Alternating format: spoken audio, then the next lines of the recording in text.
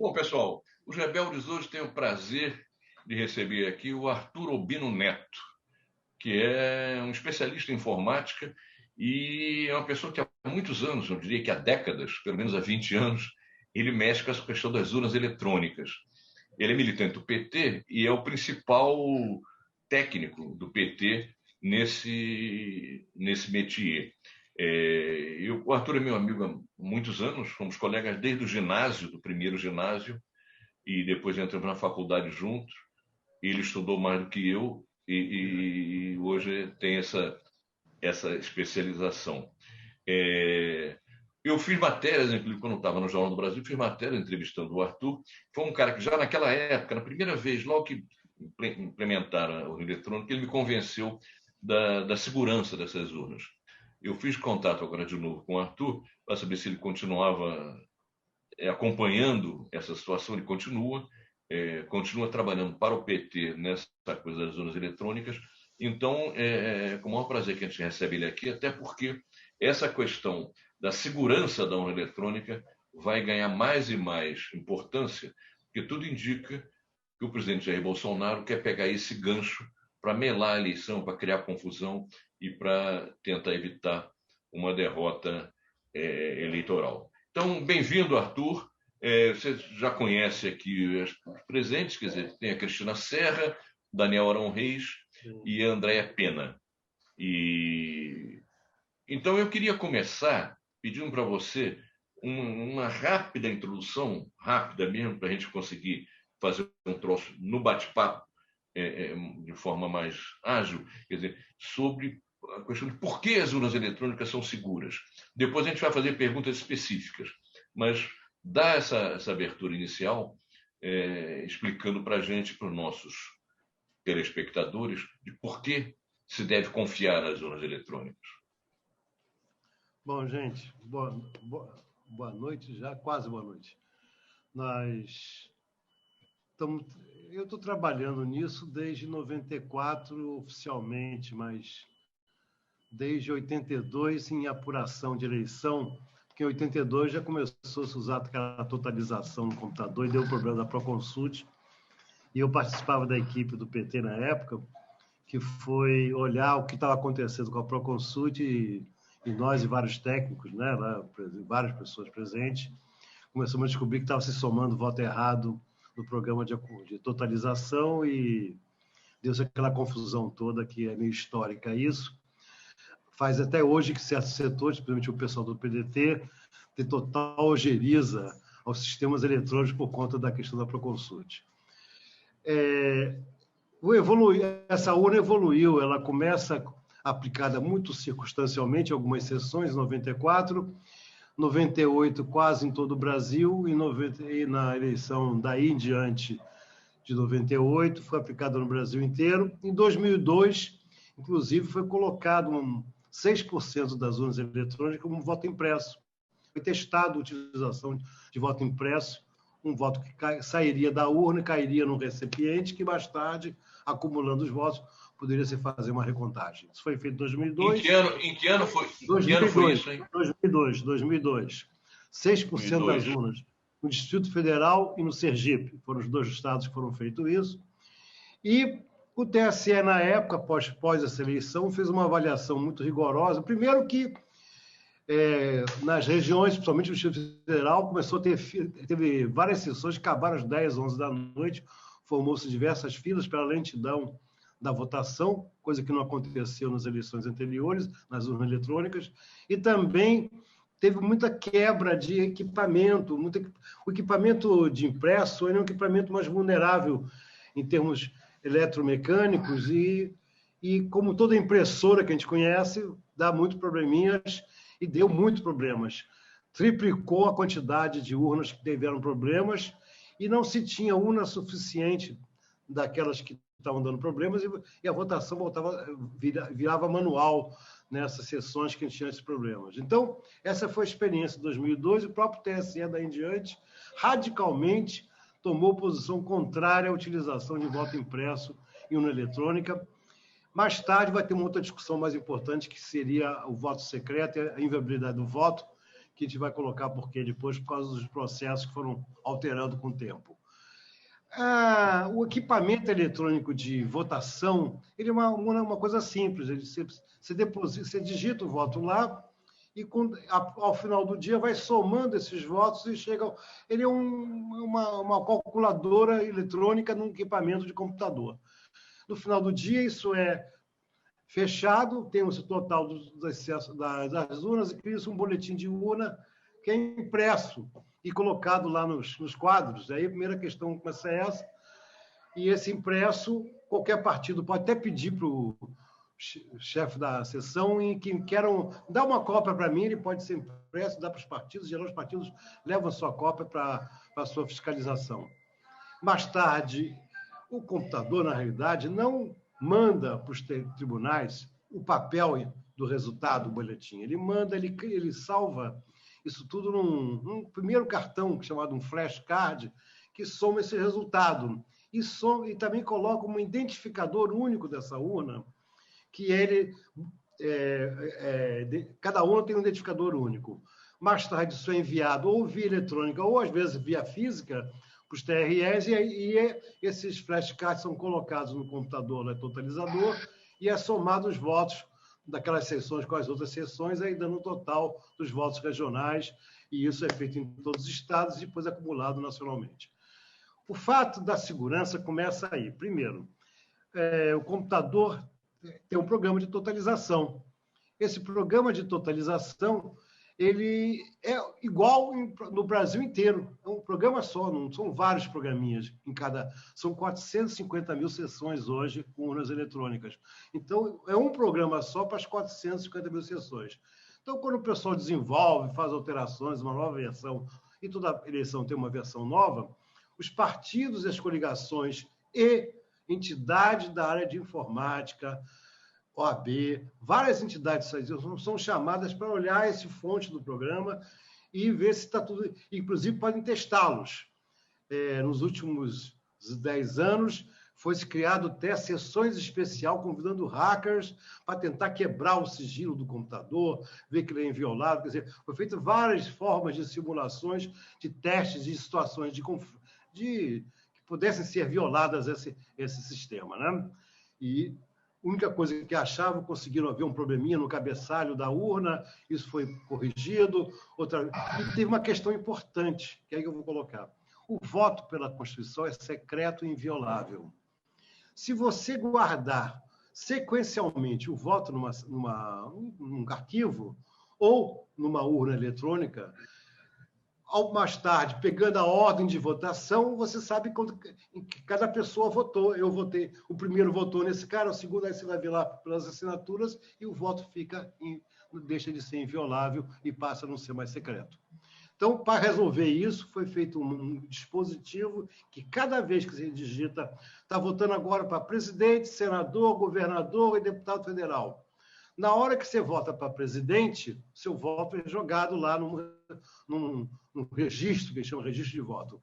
Quando você vota para senador, esses votos são jogados separadamente, de forma que, ao final de cada votante, isso é embaralhado. Então, é impossível mais tarde, numa sequência dos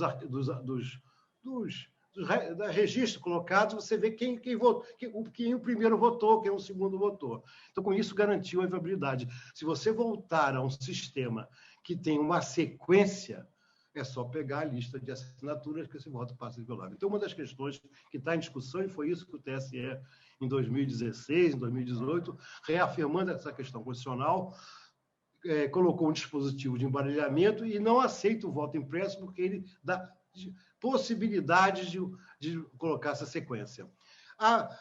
O Clube de Engenharia, por exemplo, não usa voto impresso, ele usa uma tela do lado. Eu faço votação para o conselho, para o presidente, conselho fiscal e outras coisas.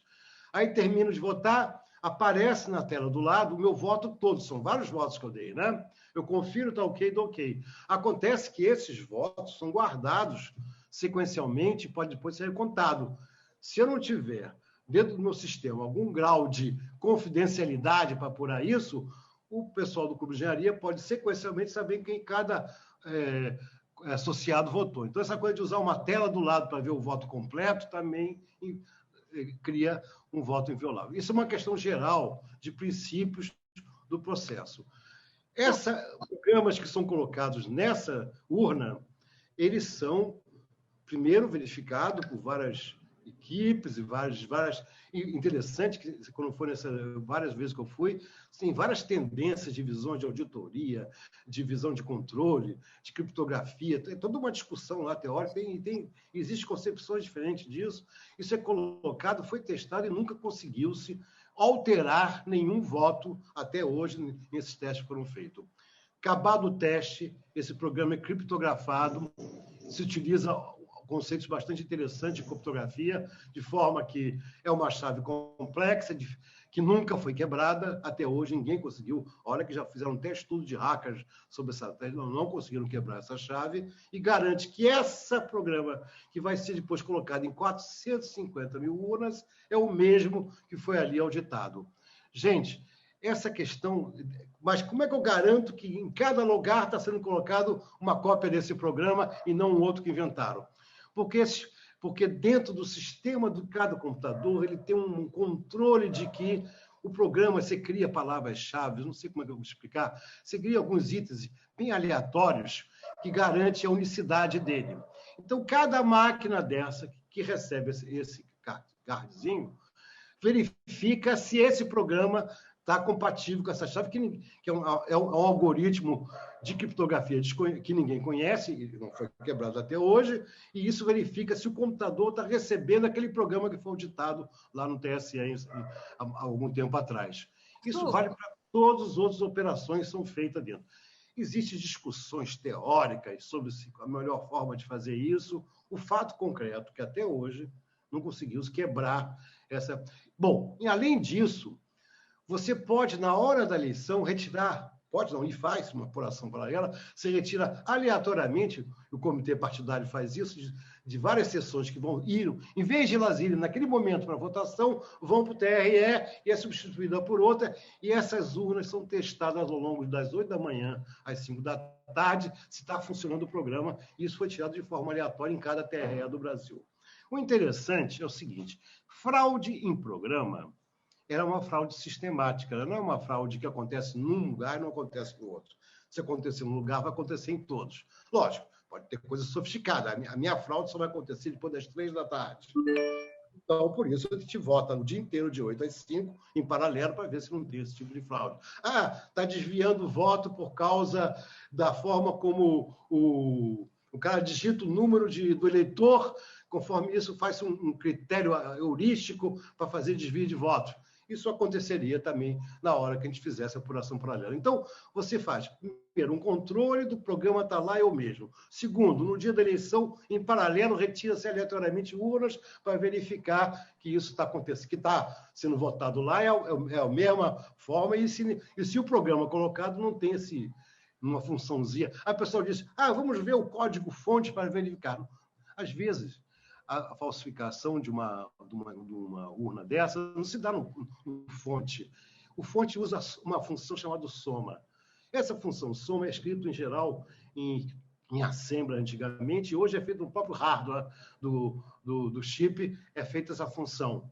Poderia ter criado uma função antes, num chip antes, que a função soma diz até as 15 horas, 13 é 13, até depois de 15 é 17, 13 vira 17. Poderia fazer isso. Isso feito em hardware, não é em estágio não é ao longo do programa-fonte, não é na programação dele. Então, repara, para você coibir isso, tem que testar ao longo do dia, da forma como está sendo todo mundo votado.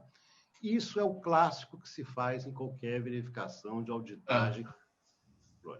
Deixa eu fazer uma pergunta rapidinho. O banco faz isso no seu sistema financeiro, esse tipo de controle. O e-commerce, que a gente usa atualmente, faz isso. O e-social, que nós estamos usando para pagar folha de pagamento, também faz esse tipo de verificações. Quer dizer, não é nada demais, estão usando critérios e metodologias que são usadas extensamente hoje nos sistemas eletrônicos. Arthur, eu acho que você deu uma explicação bastante sucinta e até conseguiu traduzir essas questões técnicas para a gente que é leigo, né, sobre, enfim, como é que as urnas são configuradas, os programas e tudo mais. O que eu queria saber, queria ver com você é o seguinte, até baseado na tua experiência com PT PT. Antes de cada eleição, os partidos eles não têm acesso a testes? Que tipo de acompanhamento os partidos conseguem fazer do sistema? Né? Os partidos têm que validar, digamos assim, antes de cada eleição, esse sistema das urnas eletrônicas, e até hoje todo mundo acompanhou, validou e concordou sem nenhuma polêmica. Isso só está aparecendo agora? Era isso que eu queria entender. Tá. Primeiro que, mais ou menos agora no final do ano, ou no início do ano que vem, o TSE vai chamar a gente já para apresentar os programas que ele vai usar esse ano. Todos os partidos e entidades da sociedade civil convocada. Esse ano vão adendar até botar um comitê independente de entidades que, além de, no dia ver o programa que estão sendo apresentados, vão acompanhar o processo todo até a apuração final. Então, vai ser uma novidade, vai ser essa, que vai ter um comitê independente, vai participar o AB, vai participar o pessoal de informática, vai ter com vários procuradores, vai ter o pessoal do jurídico. Bom, nesse momento, e não é um dia que você vai lá ver o Faustino, você fica a semana inteira à disposição dos partidos para eles fazerem o que quiserem na máquina, todas as coisas são liberadas, e os partidos... Isso foi feito, sempre foi feito, toda a eleição, a partir de 98. No início, de uma forma mais pobre, era 2, 3 dias, a gente brigou, ficou em 7 dias. Depois, isso foi alterando com o tempo para melhorar essa sofisticação. No início, a gente só podia ver, agora a gente pode levar os programas, pode levar o nosso computador, fazer inserção, jogar para cá, pegar cópia, copiar a fonte, pode fazer o que quiser. Hoje em dia está totalmente liberado e o pessoal leva algoritmos interessantíssimos de verificação. Existem normas internacionais de certificação de software. Em 2002 ou 2006, eu peguei uma professora da Copa, Ana Regina, que é uma especialista mundial, continua sendo maior especialidade em certificação de qualidade de software, e ela introduziu dentro do TSE todos os procedimentos de certificação que são o top do mundo utilizado. Isso no início até teve um entreveiro com o pessoal do TSE, que eles achavam que o sistema deles era ótimo, a gente mostrou as falhas, isso foi introduzido, quer dizer, sempre, além da discussão específica de olhar o que está ali, foi introduzido novos procedimentos. Essa apuração paralela só começou a acontecer, acho que em 2006. Então, essas novidades são um processo. Todos os partidos participam? Infelizmente, não. Classicamente, o PT participou de todas, o PDT, a maioria das vezes participou, PSDB, quase todas as vezes, e os outros, o DEM, uma vez ou outra. Esses 3, com certeza, são os mais assíduos nessa participação. O resto... Quem não participa é convidado a participar, não participa porque não quer. Todos são convidados. E quando termina esse ensaio de uma semana, todos assinam o código-fonte de forma digital, assinado por todos, inclusive pelas entidades que também estão presentes, e esse código de assinatura que garante a inviolabilidade da sessão. Todos. Isso não é assinado pelo TSE, não. É assinado pelos partidos e pelas entidades. É uma assinação Arthur, por que não participam? Falta de qualificação para acompanhar? Assim, você saberia dizer para a gente? Uma vez eu perguntei ao PTB, foi ao PTB, por que eles não estavam indo lá. A gente falava o seguinte, a gente acha que isso aí, se for, a gente não tem condições nesse momento de verificar uma coisa complexa, que é novidade, então a gente prefere acreditar que vocês estão lá mais atentos. No fundo, os partidos, por mais oposição que seja a gente, ou divergentes, estavam confiando na capacidade que o PT, o PDT e o PSDB tinham de verificar as coisas, porque eram os partidos se pegar hoje a comunidade informática, praticamente PSDB e PT é a grande maioria dessa comunidade, classicamente, e o resto é esporádico. Então, eles confiavam muito nas nossas capacidades técnicas para fazer isso. No fundo, eles estavam confiando na gente para fazer isso. E outros partidos queriam ficar de fora até para dizer, não assinei, não sou conivente com isso, estou de fora. Também tinha essa posição, mas só uma vez foi colocado em xeque, a urna eletrônica foi colocada em xeque várias vezes, até pelo pessoal do PDT, várias vezes, e querendo o voto impresso. Mas nunca apresentaram um argumento de fraude. Eles disseram que tiveram fraude em tal sessão, nunca apresentaram isso. Mais tarde, eles conseguiram quebrar um desses ensaios, o título do BU, foi uma coisa que alterar lá um número, mas não era o número de edificação, e aí ficaram contentes com a modificação que foi feita. E mais tarde, em 2018, não, de 14, foi colocado em xeque a totalização pelo Aécio. A equipe do Aécio mandou para lá, era alto nível, melhores empresas do mundo de auditoria, ficaram uma semana olhando toda a totalização e, no final, aceitaram o resultado. Arthur, duas questões aqui que são geralmente apontadas como críticas em relação ao nosso modelo, né, de urna eletrônica. A primeira delas é o seguinte: por que os países capitalistas mais avançados, que são mais avançados do que nós no domínio da informática, por que eles não adotam esse sistema se ele é tão perfeito, se ele é tão seguro? Essa é a primeira questão. A segunda, por que o voto impresso suscitaria o controle das milícias ou das oposições, ou de, enfim, por que o sistema do voto impresso iria abrir o voto, não é? Para que as pessoas pudessem, enfim, nesse sentido, né, de o voto tem que ser secreto, por que o voto impresso desfaz a possibilidade do voto ser secreto? Duas questões que são comumente apontadas como críticas aí ao nosso sistema. Bom, a primeira coisa é que a maioria, nós temos uma particularidade no nosso sistema eleitoral, que a gente só pode votar no dia da eleição de 8 às 17. Dezenas, principalmente vários países centrais e da América do Norte, principalmente, você pode votar antes. Você pode votar por correspondência. Você tem outras alternativas de voto que não seja na sua sessão de 8 às 17. Só isso quebraria essa nossa visão de urna eletrônica. A urna eletrônica exige que todo mundo vote no mesmo horário de 8 às 17. Isso é feito no Brasil. Isso não é verdade nos Estados Unidos, isso não é verdade em vários lugares do mundo. Os países que são parecidos com o Brasil, eu tenho uma lista aqui, mas parece que a França tem eu posso pegar aqui a lista. O pessoal da Folha de São Paulo fez uma bela matéria sobre isso, mostrando como cada país o voto eletrônico é feito. Os países, na Europa, 2 ou 3 países têm um sistema muito parecido com o nosso, mas eles têm uma discussão tecnológica sobre essa questão de usar flashcard, usar urna eletrônica, em função da tecnologia. Existem proteções dos softwares dos sistemas operacionais em que países olham-se de forma diferente. O Brasil aceita um sistema operacional mundial para botar dentro do seu computador. Já a França faz restrições. Então, cada lugar tem nuance que depende muito da sua legislação, como trabalha a questão dos softwares, né? Vide isso na discussão do Android, do Google.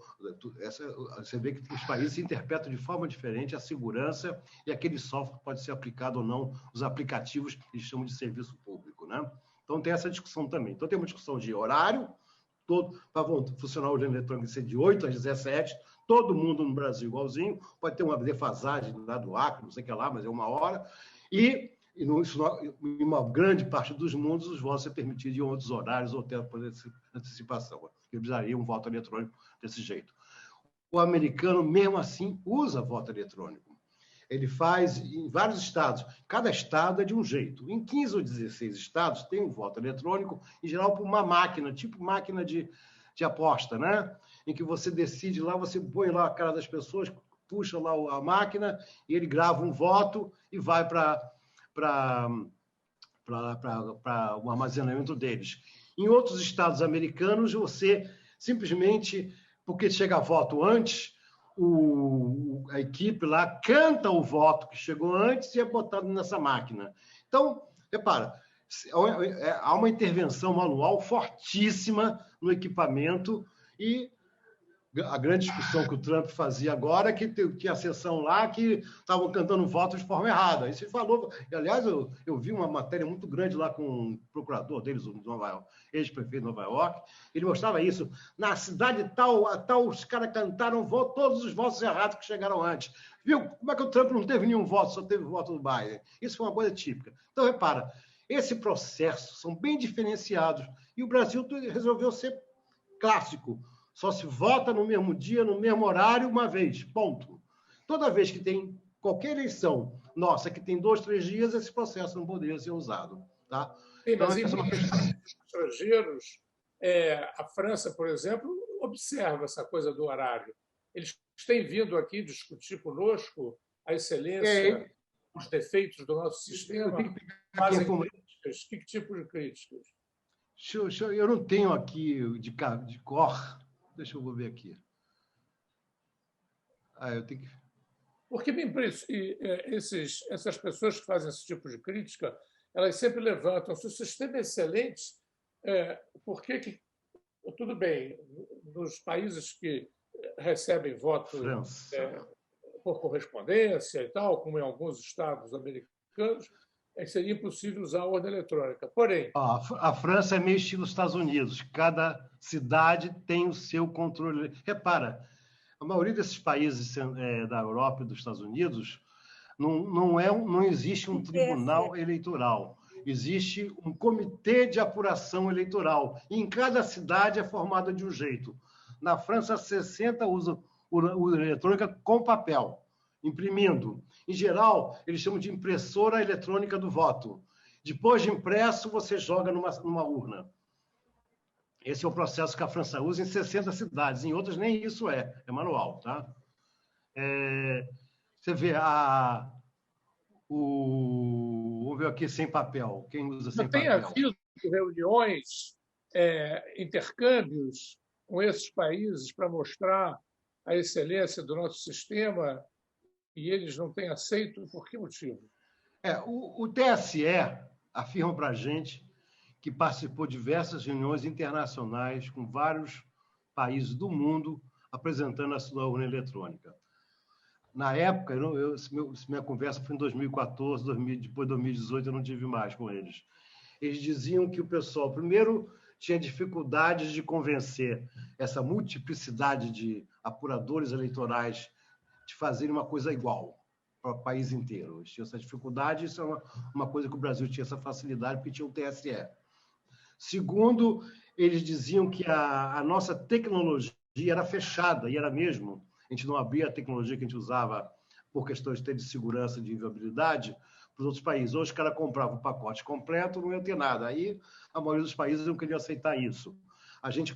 O TSE colocava que se abrisse o pacote, o pessoal ia começar a criar, via hacker, via coisas, formas de quebrar sigilos, principalmente da criptografia e coisas mais complexas. Então, essas conversas tiveram, gente. Só que cada um tinha o seu porém, e principalmente, o grande porém dele sempre foi a descentralização da apuração. Esse é o grande problema. Tá? Esse é o grande problema. Os outros são problemas tecnológicos. O Brasil pode ser não mais avançado. Hoje, numa revista informática importante do Mundial, coloca a nossa tecnologia de informática entre a terceira e a quarta do mundo em termos de progresso. Não quer dizer que os chips são fabricados no Brasil, não quer dizer que o nosso computador é fabricado aqui, quer dizer que nossos aplicativos que são gerados aqui, e somente os grandes, tipo que o SERPRO usa, a Receita Federal usa, são considerados de alta qualidade no mundo inteiro, e nós estamos num nível de terceiro, quarto, quinto do mundo, não é pouca coisa, entendeu? Nosso sistema de auditagem feita pelas empresas de auditorias mundiais fazem questão de usar muita coisa desenvolvida no país. Eu mesmo disse que eu conversei com os auditores da Eletrobras, da Petrobras, e eles usavam muita coisa desenvolvida aqui e não traziam um pacote pronto de fora. Então, nós não somos tão tupiniquim assim, nós estamos num nível da tecnologia de informação bastante elevado. Aliás, isso é bastante significativo porque vários dos nossos aplicativos, os indianos são mais importantes que a gente nisso, e a Califórnia nem se fala. Mas o resto do mundo não é tão assim, não, entendeu? Não é tão assim, não. E quando pega a Índia, a China de um lado, a Califórnia de outro, e daí em diante nós estamos no mesmo bolo. Entendeu? Essa que é a verdade tecnológica. Bina, o Bolsonaro tem feito provocações de forma reiterada.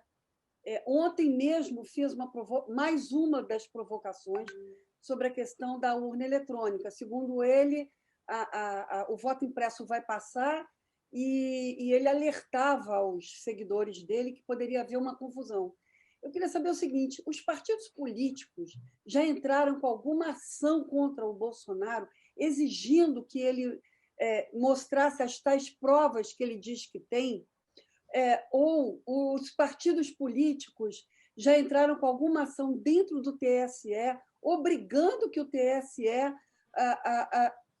enfim, vá para cima do Bolsonaro, dizendo que você vai ter que mostrar as provas que você diz que tem? Eu não respondi uma questão do Daniel, que vai nessa direção. O voto... Uma coisa, deixa eu te interromper aqui. Há um ano, exatamente, quando o Bolsonaro disse que tinha essas tais provas, a ABI entrou com uma ação no TSE, dizendo que o TSE, você tem que determinar que ele mostre as provas. Você é o guardião aqui da lisura dessa história. E o TSE preferiu não comprar esse barulho. E virou a página e disse que não. O juiz tem uma máxima que eu não concordo, que quando alguém acusa, tem que provar, né? Então, se ele que tem que provar, não é o tribunal que tem que se defender. Essa é a máxima do juiz. Né? O procurador tem que provar que está acusando. Só que isso não é muito verdade em vários processos, mas, de qualquer forma, tem sido essa uma argumentação.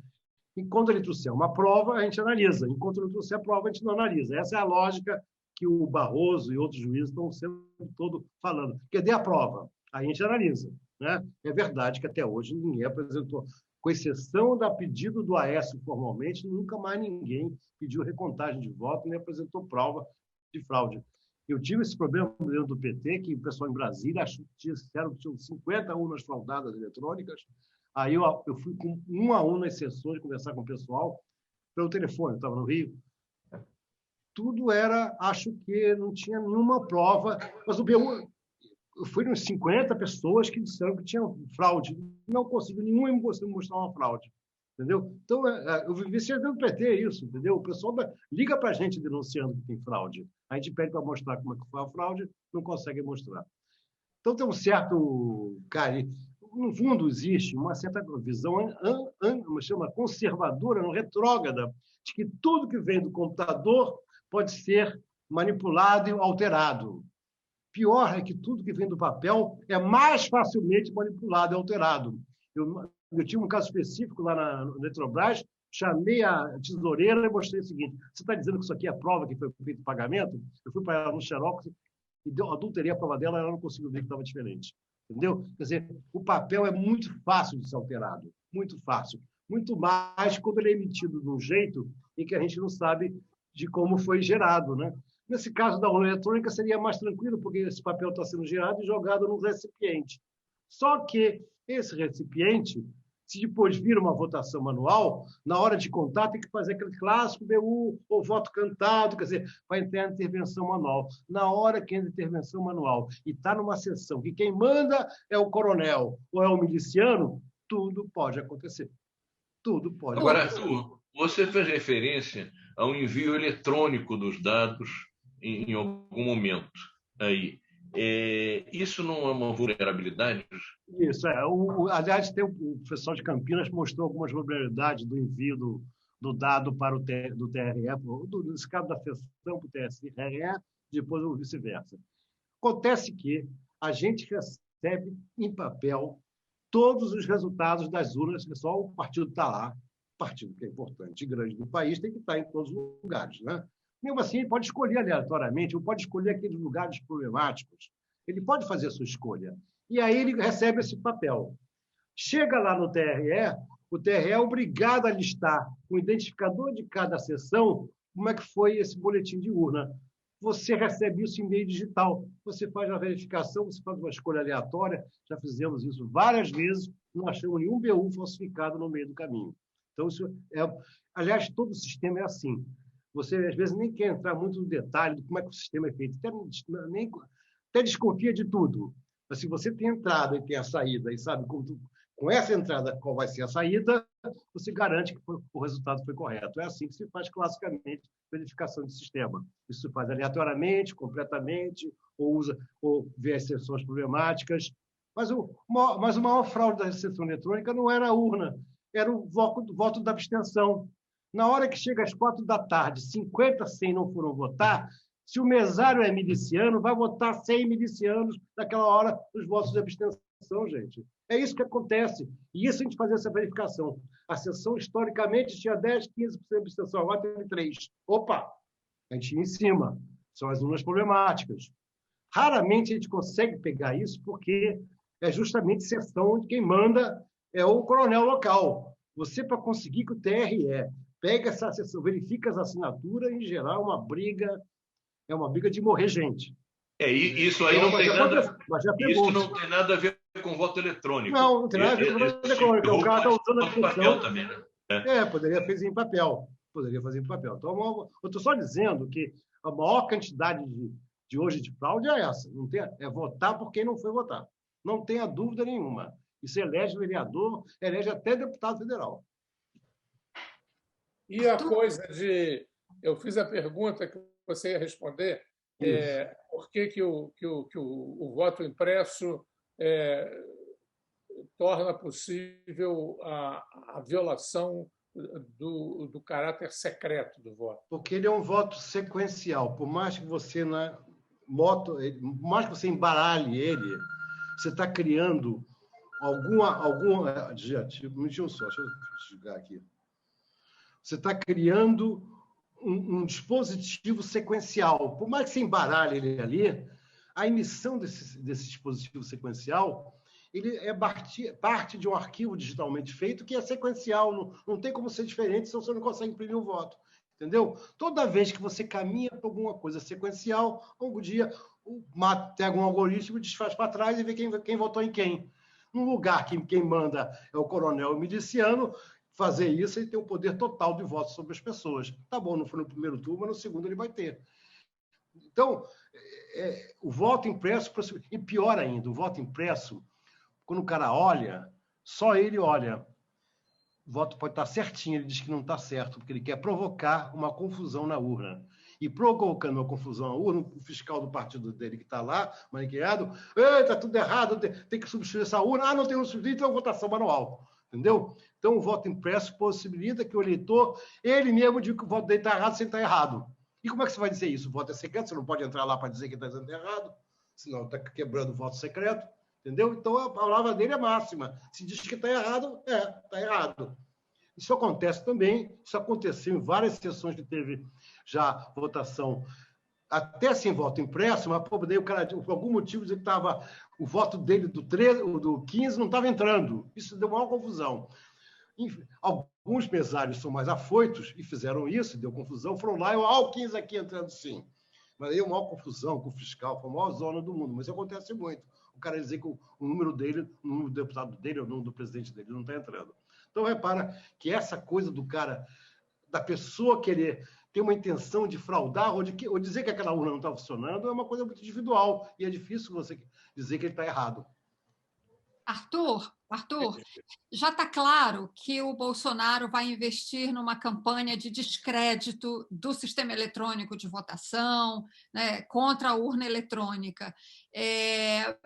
E eu acho que me parece, né, que os partidos sérios, enfim, deverão, pelo menos, investir algum tempo ou parte das suas campanhas num esclarecimento, numa campanha mesmo de reforço da credibilidade da urna eletrônica. Me parece necessário isso.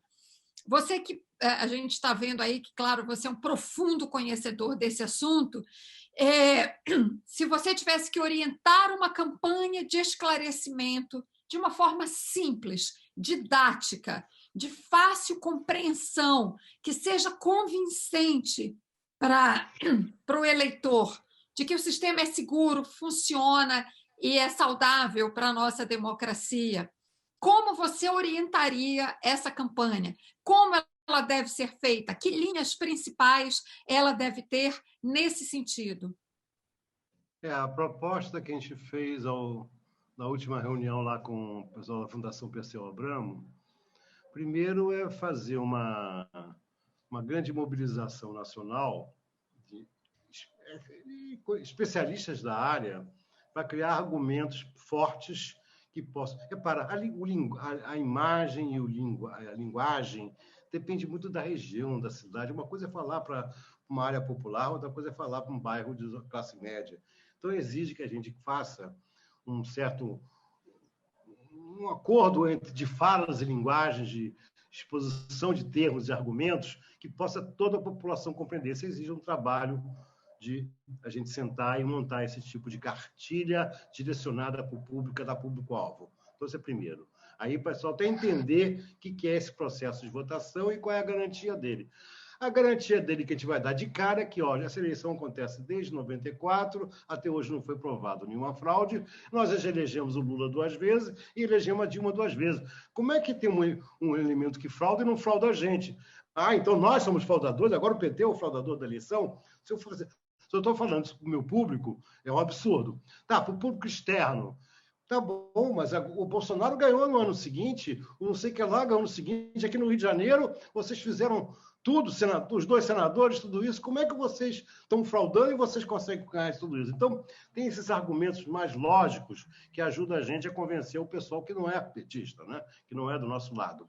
Mas tudo isso tem que ter um linguajar, tem que saber como é que fazer isso. Isso é um lado.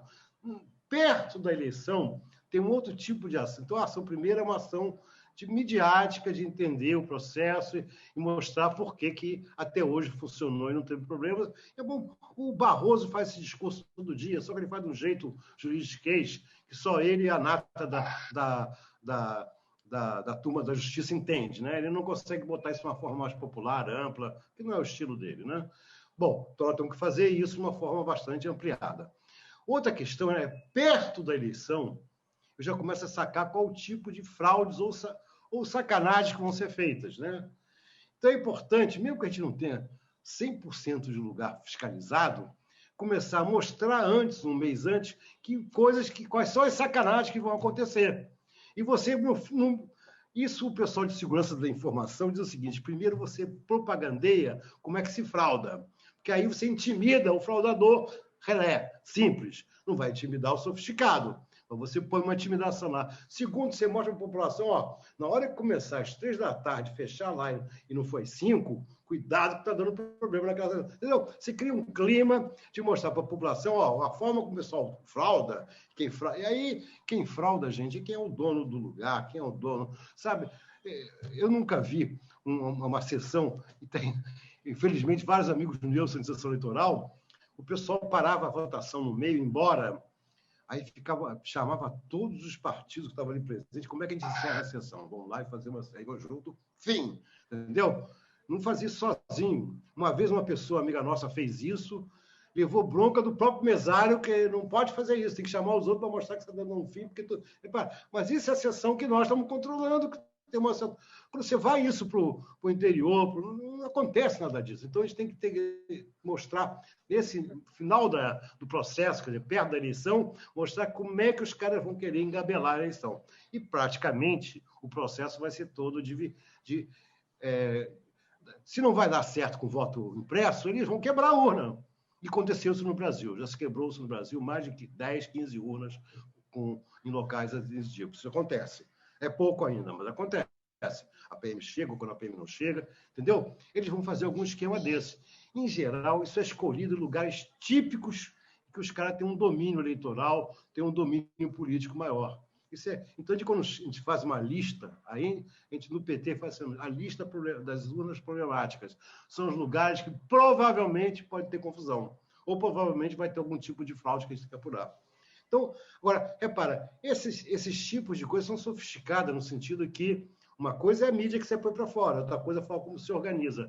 Se você não se organizar, são 5.600 e tantos municípios. Tá bom, não vou me organizar nos 5.600, mas nos 3.000, 4.000, vou ter que me organizar, né?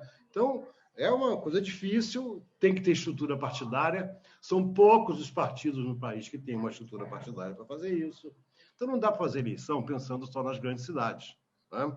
Por isso que é importante ter uma infiltração em todos os municípios do país. Bina, só um pouquinho. Eu queria voltar à questão que eu levantei. Eu sei que o Bolsonaro, por exemplo, está fazendo a provocação da questão das urnas eletrônicas para fugir do tema dos 500 mil mortos pela Covid, do qual ele é responsável. Mas me incomoda que os partidos políticos não dão uma resposta.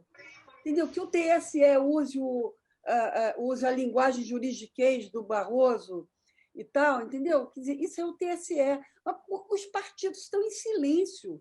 O cara está fazendo provocação diária e os partidos estão em silêncio, todos os partidos. Eu vi a reunião da Comissão Geral. Né? O Barroso foi à Câmara de Deputados, que a Bia Kicis montou uma Comissão Geral do Voto Impresso e convidou o ministro do Barroso. Eu vi toda essa Comissão Geral. Realmente, só dois partidos se colocaram contra a Bia Kicis, que foi o PT e o PSDB. E fizeram seus argumentos. Agora, eu senti claramente que os partidos estão se acomodando na posição do tribunal. Por quê? Porque o partido olha para o tribunal pode fazer alguma besteira lá comigo e pode me atrapalhar na hora de exigir. Entendeu? Então, os partidos têm muita dificuldade de ficar querendo se sobrepor ao tribunal. Em geral, há uma tendência dos advogados dos partidos políticos se submeterem às visões do juiz do tribunal. Eu aprendi no passado que isso não pode ser assim. Né? Fui ao TRE do Pará, na época, era 80, não tinha votação eletrônica, 89. O juiz lá queria acabar, segundo turno, Lula versus Collor, e o juiz não queria deixar a gente entrar em lugar nenhum do PT. Aí eu tive que chegar, botar a imprensa toda do lado, entrar lá, falar com o cara e sair da imprensa, aí no dia seguinte mudou de posição, deixou de fazer o que a gente queria. Mas isso aí, em geral, os advogados do partido não gostam de fazer esse tipo de tática. Acho que isso aí cria um confronto com o tribunal, com o presidente. Então, a gente tem que começar a convencer nossos advogados dos partidos que, tem certa hora, tem que ir para o confronto mesmo e ter posição independente. E a gente tem feito isso. Eu acho que é capaz agora, de novo, está tentando convencer. O PSDB também está atendendo. O PSDB e o PT, nesse ponto, estão com a mesma posição, nesse momento. O PDT não, o PDT é a favor do voto impresso, né? E o PSB está rachado. O PSB está rachado. Os outros partidos todos, inclusive, estão tudo rachado. Quer dizer, ninguém tem... Com exceção do Cidadania, que vai junto com o PSDB. Mas, repara, os grandes partidos, só o PSDB e o PT, têm posição clara contra o voto impresso. Também pode ser que a Bia Kicis consiga os 60% para aprovar a emenda constitucional dela e vá para o Senado. Espero que no Senado não passe, mas... Repara, ou se passar, o Barroso já falou, é inconstitucional porque viola o seu voto, já avisou a decisão de 2018. Vai manter a decisão de 2018. Mas repara, criou-se o clima que o Bolsonaro quer. Provamos no parlamento e agora o tribunal autoritariamente não deixa. É tudo que ele quer, esse discurso. Né? Arthur, pelo que você diz, não é muito difícil que o Bolsonaro, por exemplo, mele uma eleição recrutando centenas, até poucos milhares, de um total de 450 mil urnas, de pessoas que digam que eu votei de um jeito e apareceu impresso do outro. Então, essa urna não serve, etc. Isso é um problema do diabo. Não há como comprovar. Tem os votos já depositados naquela urna. Como é que você faz? Se a urna está ruim, vai aceitar os votos anteriores ou não? Vai votar tudo de novo impresso? Se isso é feito em escala reduzida, não é um grande problema. Se é feito em centenas de urnas ou em alguns poucos milhares de urnas, isso mela a eleição. Por isso que você vê isso uma possibilidade real? Por isso que a gente tem que ter aquela tática antecipada, já avisar a toda a população e a toda a mídia que isso pode acontecer e como vai acontecer detalhadamente. Entendeu? Nosso papel vai ser, antes da eleição, fazer rotas de fraudes e mostrar para todo mundo quais são essas rotas.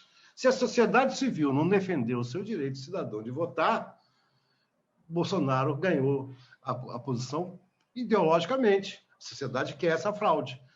Se ele tem maioria na sociedade para conseguir isso, é impossível de ganhar a eleição, entendeu? Estou só dizendo, nós temos que apostar, e estamos apostando, que a maioria da sociedade brasileira quer fazer uma eleição limpa e democrática. Se a gente perder esse discurso, realmente já perdemos a eleição. Então, nós temos agora, nesse momento, fazer esse discurso claro que a eleição tem que ser democrática e o povo tem que estar participando de forma bem limpa, entendeu? Se a gente não consegue ganhar esse discurso, perdemos a eleição já antecipadamente. Mas esse exemplo que eu dei, se num universo de 4.500 urnas, você tiver 450 mil. 450 mil. Se tiver 1.000 sessões e urnas questionadas, você melou a eleição. Ele pode mudar 300 mil votos, é verdade. Não é que pode mudar, não. Você coloca em dúvida o resultado da eleição. Não, se a diferença for menor que 300 mil. Não, repara, uma sessão tem 350 votos. 1.000 sessões são 350 mil. Não, mas não estou falando nem de você anular a sessão. Mas eu estou falando de outro ponto de vista político. Não estou falando de você só anular aquelas urnas que foram... Mas tendo um número grande de urnas questionadas desta forma, por algum miliciano que diz que teclou o voto foi isso que isso lança uma suspeição generalizada no processo como um todo. Foi isso que a candidata peruana fez agora, ou pediu anulação de 800 urnas. Ela quer criar esse caos para mostrar que a eleição não vale. Essa é a tese dela agora, está fazendo isso. Pede anulação de 800 urnas. E está 1.000 argumentos. Na área indígena, assinaram errada a ata, porque índio não sabe assinar a ata, num lugar tal. Várias sessões na floresta amazônica, ela teve 0 voto. Ela quer anular todas as sessões, teve 0 voto. Como é que ninguém votou em mim? Entendeu? Então, isso não é novidade, isso aqui que está fazendo lá no Peru. O Trump fez coisas parecidíssimas nos Estados Unidos. Isso vai acontecer. Ou nós se preparamos politicamente e de forma cidadã para enfrentar isso, ou então ele vai ganhar. Eu acho que nós temos que mobilizar a sociedade uma questão de cidadania. Será que a maioria da sociedade brasileira é cidadã? O americano ainda bem, né? Por isso conseguiu segurar o cara. Mas no Brasil tem uma tradição de cidadania para segurar uma coisa dessa forma. Acho que nós vamos ter que pensar muito bem como fazer essa campanha. Ele é mais importante uma discussão de garantir a cidadania do direito do seu voto do que, às vezes, em quem vai votar. Lógico que quem vai votar é importante. Há um argumento... Estou com um discurso bem liberal, né?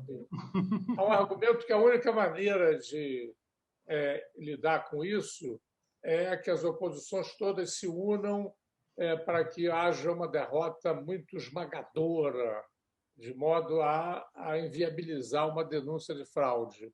Esse argumento é politicamente esgrimido, eu acho que ele tem poucas chances, dada a dispersão hoje das oposições, eu acho que tem poucas chances de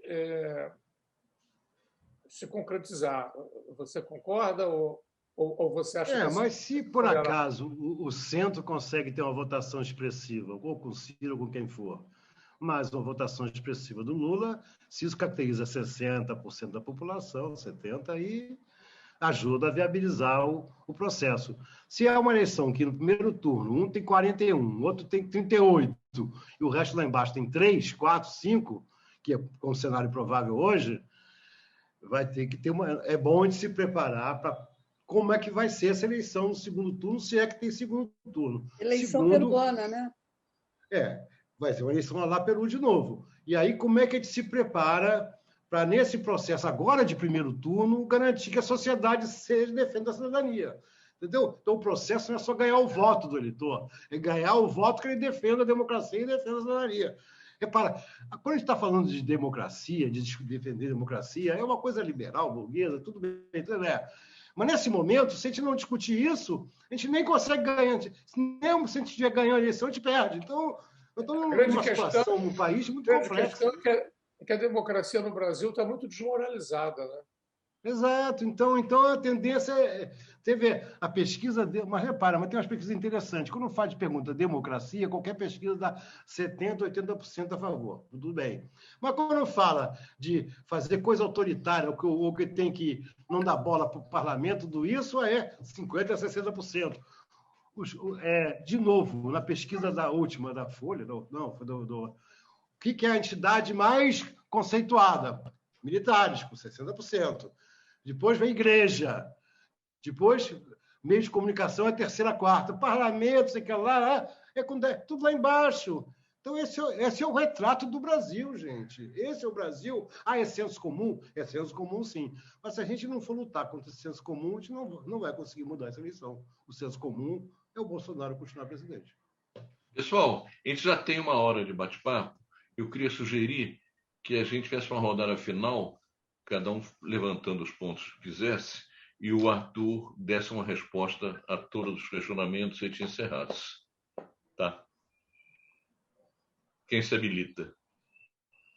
Olha, eu sinceramente estou bastante satisfeita com as explicações que o Arthur deu, até porque, assim, como jornalista, como repórter, muito tempo em Brasília, eu cobri várias eleições, bom, todas, desde a redemocratização, praticamente todas. E várias vezes o meu posto como repórter era acompanhar a apuração no Tribunal Superior Eleitoral. E eu devo confessar que eu tenho uma admiração enorme pelo nosso sistema eletrônico de votação. Acompanhei as várias etapas, inclusive, porque ele não chegou de uma vez só em todo o Brasil, né? Como, enfim, Arthur já explicou aqui. E acho um sistema muito seguro, muito seguro. O que eu acho, e o Arthur acabou de falar exatamente desse ponto, dessa necessidade de explicar para a população a segurança, defender isso, né, como uma questão de cidadania, é importante, sim. Eu acho que vai ser muito difícil, isso vai exigir dos partidos e da cidadania, né, um engajamento muito grande, tanto quanto você fazer campanha para aquele candidato que você acha que é o candidato ideal, junto com ele você vai ter que defender a urna eletrônica, porque essa campanha de tirar a credibilidade da urna, o Bolsonaro vai investir nisso, e isso é uma coisa que se presta a muita teoria da conspiração, né? Que é o terreno em que o Bolsonaro trafega com muita facilidade. Então, eu acho que você deixou aí muito claramente para a gente o tamanho desse desafio e cabe a nós refletir e se engajar seriamente na defesa desse sistema. Eu só queria, na verdade, fazer esse comentário corroborando e compartilhando da tua preocupação. Ô, Arthur, bom, eu também acho que, enfim, as coisas estão mais ou menos claras. Para mim, pelo menos, não quer dizer que outros não possam trazer questões relacionadas com o que você disse, mas o grande exemplo de fraude em eleição, mais recentemente, tirando o período de República Velha e companhia, foi a Proconsult. Você já estava nessa área nesse tempo. O que foi essa fraude da Proconsult? Tá. Não precisa responder. Vamos fazer um apanhado depois dos outros também. Tá bom. A minha questão era uma questão... Duas questões que eu tenho. Uma é mais pontual. Como explicar esse problema que houve nas últimas eleições? Que houve um problema e não ficou muito claro para a população o que houve exatamente ali. Atrasaram-se as computações. Isso é uma questão que ficou mais ou menos pendente. A segunda é a seguinte: a quantas andamos do ponto de vista de uma ampla frente, já que o antibolsonarismo vai ter vários candidatos, é difícil imaginar que isso possa ser revertido. O antibolsonarismo não poderia se unificar no sentido de uma grande campanha esclarecedora das virtudes da urna eletrônica, com filmetes didáticos, de modo a fazer crescer na população a confiança nesse sistema. Quer dizer, há alguma articulação nesse sentido, já que a grande maioria, confia no sistema, mas isso também me parece algo discutível, porque se está se formando uma maioria na Câmara a favor do voto impresso. Então, essa é a pergunta que eu deixo aí para você. Eu vou entrar na mesma toada do Daniel e aproveitando também a questão que a Cristina levantou logo no início do debate. Eu acho muito perigoso os partidos deixarem para os 44 minutos do segundo tempo uma resposta, entendeu? Ou deixar na mão do TSE essa questão. A tática do Bolsonaro agora está sendo a mesma tática da questão do kit gay. Eles falam do kit gay, todo mundo acha ridículo, todo mundo desmerece, porque não é possível que alguém vai acreditar numa bobagem dessa, e acaba que perde a narrativa, né? Usando o termo da moda. Então, assim, acho muito perigoso ficar postergando essa resposta dos partidos. Entendeu? Uma resposta contundente do PT e do PSDB, numa campanha, como o Daniel levantou, dentro de uma linguagem que a população consiga entender, como a Cristina propôs, eu acho que é urgente, é para ontem. É para ontem. Então, vamos lá, Arthur, suas considerações finais. Só pontualmente, a questão da Proconsult era a urna manual, né? O problema é quando faz aqueles boletins de fechamento de urna, havia alguns problemas porque os boletins demoravam a chegar. E, como sempre, chega primeiro da Zona Sul do Rio, chega primeiro dos lugares em que o Moreira Franco ganhava, né? O voto do Brizola era mais forte na área popular. Sempre foi assim. Primeiro chega o voto da área mais classe média alta, e o Moreira Franco saiu na frente. Daí em diante, o pessoal que estava lá somando os boletins começou a recusar boletim e só aceitava um tipo de boletim. Então fizeram... A fraude foi recusar boletins que o Brizola ganhava e só contabilizar boletins. Aí daí, com esses recusas de boletins que o Brizola ganhava, eles começaram a criar uma confusão lá de somas em que o total de votos não batia sessão a sessão. Então, porque eles estavam fazendo essa manipulação. Aí, a gente, quando pediu o segundo relatório parcial, a gente verificou que não somava nulo, branco e mais o voto nos candidatos com o total do comparecimento. Quando não somava isso, acabou. Vamos verificar tudo de novo. Tem que ficar toda... Aí, quando foi verificar tudo de novo, sacou-se essa malandragem de não somar os votos do Brizola. E aí o Proconsult foi isso. A empresa fez isso por um programinha. Ela não fez isso na mão, não. Ela fez um programa que desviava lá dentro da totalização. Mas isso foi... Todo mundo pegou... Quer dizer que o problema não tem nada a ver, então, com o lado eletrônico da votação. Não. Teve que... É como se eu tivesse uma maquininha de calcular, mas roubasse no cálculo. Não foi? Mas na hora de totalizar, eles escolhiam o que totalizavam, né? Essa que era a sacanagem, né? Bom, a questão o Daniel tem razão. Essa coisa da demora do resultado na última eleição foi uma coisa que não se faz em sistema. Eles mudaram o sistema, o computador de totalização para fazer mais rápido na última semana. E aí, na hora que foi totalizar, deu um problema porque eles recebem muito dado ao mesmo tempo. Você tem que ter uma capacidade de memória e de recepção de transformação, de recepção de dados, para poder acumular naquela rapidez que eles querem. Se fosse devagar, não precisava ter aquela acumulação tão violenta como eles fazem no Brasil inteiro, chegando tudo lá e somar. Aí o sistema deles de acumulação, lá de recepção, começou a ter problemas, começou a dar, como a gente chama, overflow de memória, quer dizer, estourou a memória que eles não tinham previstos. Eles fizeram isso porque eles testaram uma coisa, fizeram um sistema novo sem fazer um teste de escala, fizeram um teste pequeno. Esse foi o erro que o pessoal nosso, o pessoal que foi lá apurar, o pessoal das empresas, descobriram. Mas repara, isso é uma varada que não pode acontecer. Mostra uma certa incompetência do tribunal, às vezes. Isso é o defeito do tribunal. Eles são se auto-elogiam tanto que eles acham que não erram, e erram. Eu cansei de fazer fiscalização na coisa e mostrar que eles estavam errando em algumas coisas. A gente teve que consertar depois. Mas essa é a dificuldade. Relação com a área jurídica é dificílima. Eles se acham os deuses, não erram. A gente vai até provar que eles erraram, não é um trabalho danado. Esse é um problema que a gente vai enfrentar agora que vai vir nessa eleição. Agora, na política, concordo plenamente com o Daniel. Daniel, a maioria da Câmara hoje é de partidos pró-Bolsonaro. Não tem ilusão disso. O Centrão e o DEM, eles têm... Nós, somando a oposição, somada com o PSDB, não chega a 200 votos, chega a 180, 190. Então, acabou. Eles têm maioria, sim. Só que a maioria deles tem um preço.